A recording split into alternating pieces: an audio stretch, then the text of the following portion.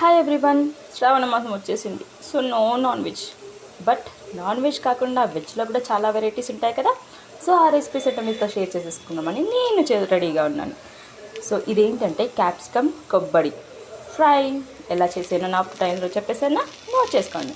First oil వేసాక కొంచెం onions వేసి, ఇంకా మనం పప్పు దినుసులు ఉంటాయి కదా, శనగపప్పు, ఆవాలు, జీలకర్ర అవన్నీ వేసుకొని మంచి ఫ్రై అవ్వాలి. సో అయిన తర్వాత మంచి చిట్పట్ అనాలి. దాని తర్వాత ఆనియన్స్ వేసి దాంట్లో అల్లం ఎల్లిగడ్డ పేస్ట్, పసుపు కూడా వేసాక తర్వాత మనం క్యాప్సికమ్ యాడ్ చేసుకోవాలి. చూసారా, క్యాప్సికంలో సాల్ట్ వేసుకొని బాగా కుక్ అవ్వనివ్వాలి. సో కుక్ అయిన తర్వాత కోకోనట్ పేస్ట్ యాడ్ చేసుకొని పచ్చి వాసన పోయేంత వరకు ఫ్రై చేసుకోవాలి.